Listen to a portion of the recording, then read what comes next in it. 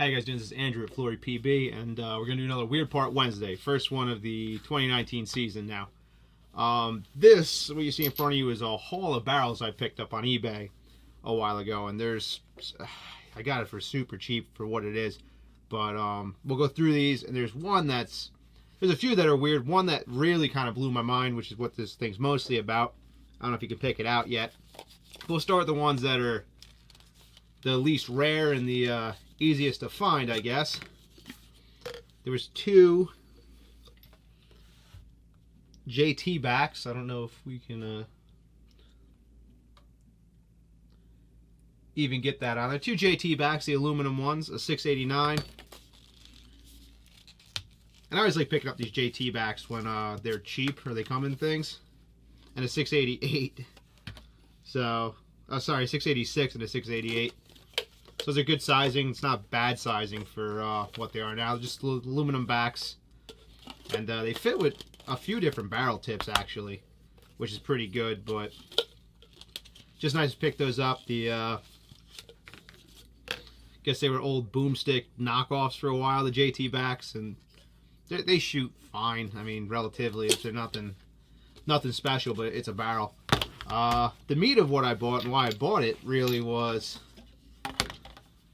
not this one so much. This one's just a die boomstick, nice old school boomstick, real heavy in the back. But that's not the one that intrigued me with that. It was these, because it got labeled, I guess, as boomsticks. But hopefully you can see this. This is a die titanium. Is it really better? No, not at all. Actually, it's shoots sparks, which is kind of cool, but nothing about it is actually better than a boomstick or a ultralight. Mine's is titanium. It just shoots sparks, a little bit lighter than a boomstick. I guess you can hone it a little better than an ultralight, but it came with three of them. Sorry, two of them. Two titaniums and two boomsticks. Different varying lengths, which is great. And I was like, wow, good score. I have a marker I wanna do with these. This one actually has a cocker adapter. That's a little old school part. Little auto cocker to angel to auto cocker adapter on it,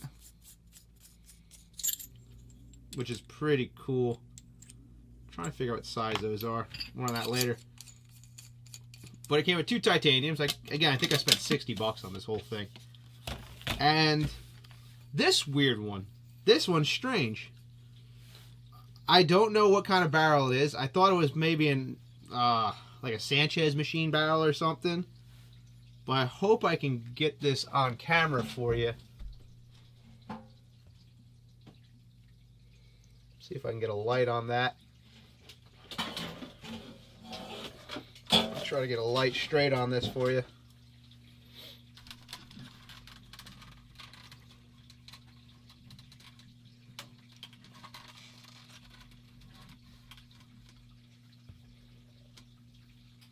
Can you see it? As laser engraves, Angel Force. Oh, look, I see it right there, by SM1. So it was an SM1 barrel. So that's interesting, but it's an Angel Force engraved SM1 barrel, which came in this lot, which is sort of strange, I thought, but I have no backs. I have nothing that goes with it. I don't think I have an SM1 kit. My thought was I have some of these OTP inserts.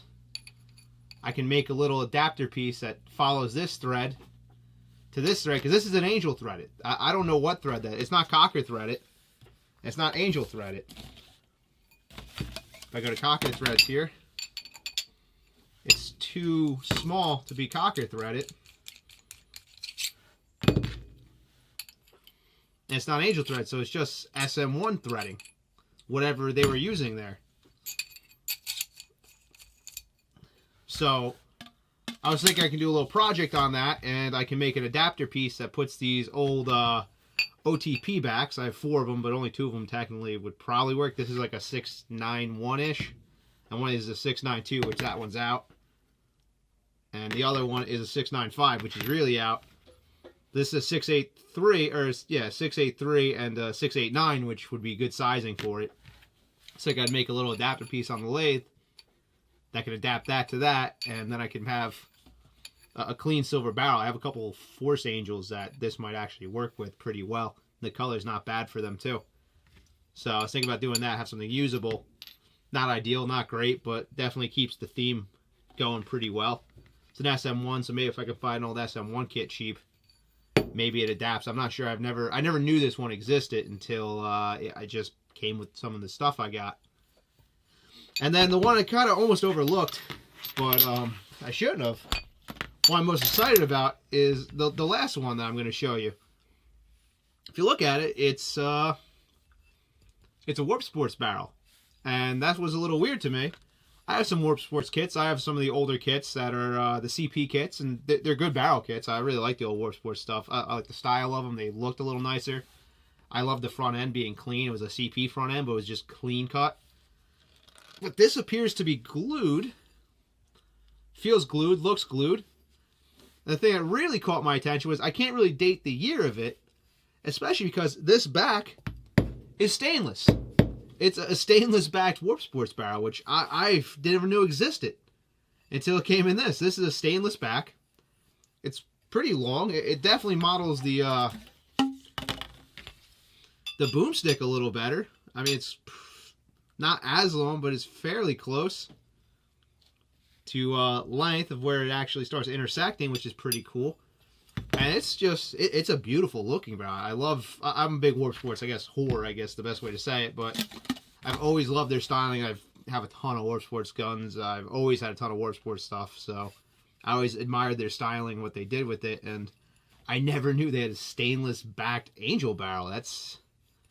I don't know what year it's from. If I had to guess, has to be from the LCD range, just because it's real clean. It's so clean looking. It's such a clean looking barrel. It's great looking, and kind of, I guess it's like the predecessor to like the Lucky 15 barrels, which I love the Lucky 15 barrels. I have some kicking around somewhere, but it took me aback. I just seen a Warp Sports barrel. I was like, oh, that's cool. It's Warp Sports, and then I picked it up the other day, and I'm like, holy shit, it's stainless steel. It's heavy, you know, and it was just interesting. And if anyone has more information on that, it'd be very informative to know more about this. Just because I never knew they made a stainless back. It's honed nice. It's a nice barrel. I wonder who made this for them, because Warp Sports, I don't think they made they didn't really make their own parts. They got them manufactured by other paintball companies like CP. That's why they did the custom markers and stuff like that. They did some stuff, but I know they didn't. They weren't a machine shop that had their own thing going. At least I didn't think they were. I thought they were just a custom house that got stuff fabricated. I'm curious to see I'm curious to know who actually made this barrel for Warp Sports, or if they made it themselves. That'd be even cooler. But I've never seen one. First one I've seen. Hope someone has more information on it, because I thought I knew a lot about Warp Sports products, and especially Warp Sports Angel products. But apparently this just went through the weeds on me. And I'm not even sure. Like, usually their barrels and everything fit a theme of what they have. I'm not fully sure on what marker this works on. Because, give me 1 second. I'm going to cut the camera away and come back. I'm missing a few of them. I have a few of the first gen LCDs, but they're kind of buried away in a box. But, you know, so Warp Sports Dark IR3. It looks good, but I didn't think it perfectly fit that style. Here's the newest one I had from the group. I don't have a dark G7, but this is a Speed Demon. So that was 04. They made that. This is a Warp Sports Class IR3. This was Chris Lasoya's Class IR3. I don't know if the Avalanche comes out. But it says Lasoya 69, got laser engraved. Again, it looks good on it. It might fit the Class series a little bit. It looks like it was kind of maybe fitted for that.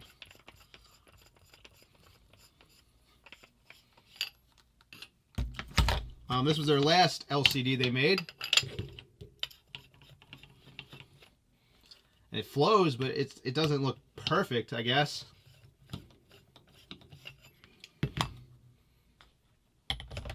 Here's the second rendition of the LCD that I put together in the previous video.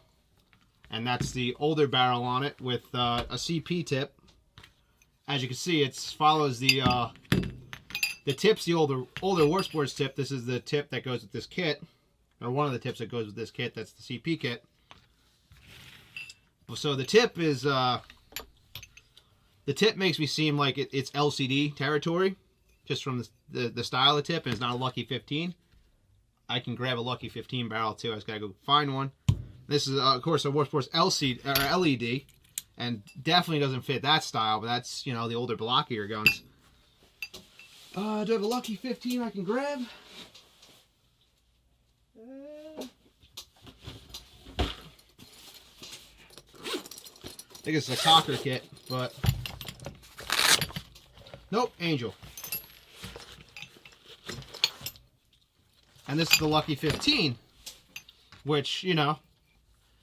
Again, I think this is the predecessor to the Lucky 15. It's the same kind of style. Lucky 15 had a little bit longer of a shank they did on it. But, yeah. I'd be curious if anyone has more information on it. The whole pattern matches. Beautiful barrel. I love the Lucky 15 barrels. I hope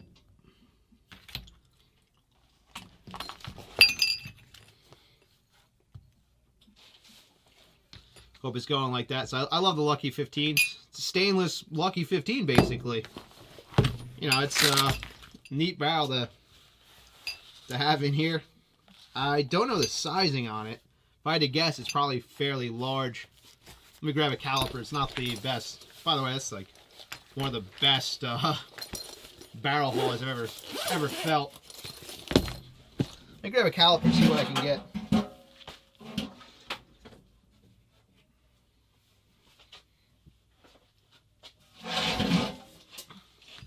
Not a great way to measure this, but yeah, 693, 692, 693. Let's do a relative measurement. Lucky's came in at 693. 6945, so it's probably 694. Might be like a 692 if I just had to go relative sizing based off one to the other. But neat barrel. I guess I went a little nuts on the Warp Sports love, but you know, anyone has any information about it, that'd be really cool to know when they were making this. I feel like it's definitely a predecessor to the Lucky 15s. I doubt they'd make a stainless barrel when Lucky 15s were out. Aluminum barrels were the way to do it. There's really no reason for a stainless back. I guess it adds a little counterweight in the front so that your shot feels a little smoother.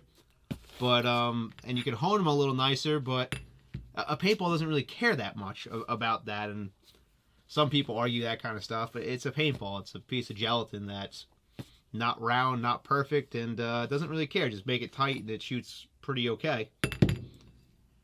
But yeah, any information would be great. Again, this is the first Weird Part Wednesday of 2019. We're going to do some more. I got plenty of weird things to show you guys. But I just wanted to show the barrel, show off the barrel haul, and we got some cool things coming out.